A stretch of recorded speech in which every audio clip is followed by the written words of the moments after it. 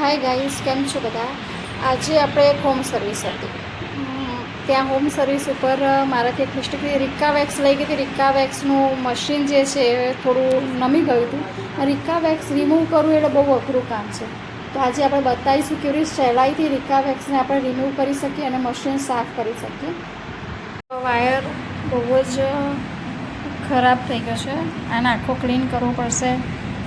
આખી જ રીતે આખું ક્લીન કરવું પડશે આને, કે હું વપરાયો જ નથી. જો આ રિમૂવ ના થયો તો મશીન પછી વેક્સ પણ જુઓ, વેક્સ હીટર જુઓ આખું ગંદુ થઈ ગયું છે. આને આખું ક્લીન કરીશું, બતાવીએ કેવી રીતે. રિકોનેક્સ આપણે ઓઇલથી પણ રિમૂવ કરી શકીએ, પણ અત્યારે ઓઇલથી પણ રિમૂવ કરી શકીએ.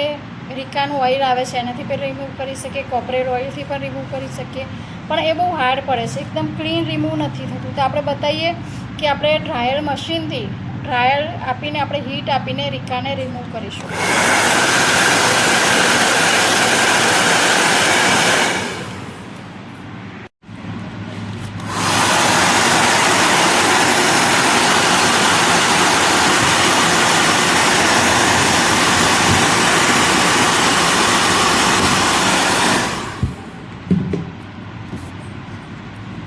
ડ્રાયરથી આપણે એકદમ ક્લીન થઈ ગયું છે રિકા વેક્સ. લાગતું પણ નથી કે મશીન ઉપર સ્ટ્રેટનિંગ મશીન હતું આ મારું, કે હું બેગમાં એમને સ્ટ્રેટનિંગ પણ કરવાનું હતું, સાથે સ્ટ્રેટનિંગ મશીન પણ લઈને ગઈ હતી. લાગતું પણ નથી કે જો રિકા વેક્સ ક્યાંય ચોટું હોય, ક્યાંય પણ કંઈ જ રિકા વેક્સ ચીપકતું હોય હાથમાં, કંઈ જ લાગતું નથી. જો નહીં તો રિકા વેક્સને રિમૂવ કરવું એટલે બહુ જ અઘરું કામ છે. સ્ટ્રેટનિંગ મશીન કમ્પ્લીટ થઈ ગયું છે. આઇકોનિકનું સ્ટ્રેટનિંગ હતું. હવે આપણે આની હાલત જુઓ મશીનની, સ્ટ્રેટનિંગ મશીન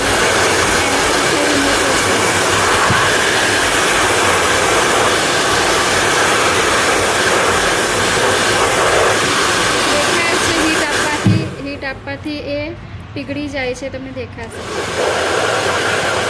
નીચે પણ ગયું છે ખાસું.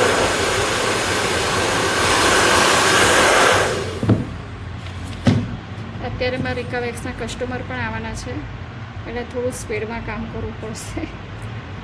કસ્ટમર આવે એ પહેલાં આપણે આને ક્લીન કરી દેવાનું છે. કેટલું આસાનીથી રિમૂવ થાય છે જુઓ. નહીં તો આ એટલું હાર્ડ કામ છે ને.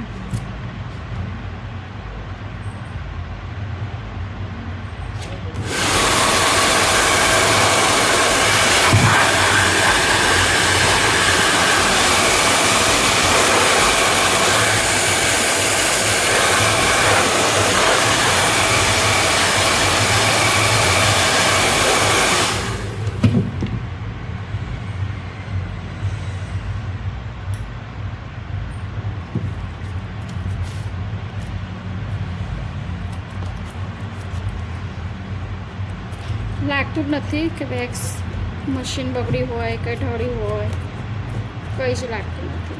આસાનીથી તમે આ રીતે રિકા વેક્સ જો તમારાથી કોઈ ઢળી જાય તો તમે નીચે જમીનમાં કાં તો વેક્સ મશીન ઉપર ગમે તે સાફ કરી શકો છો તમે.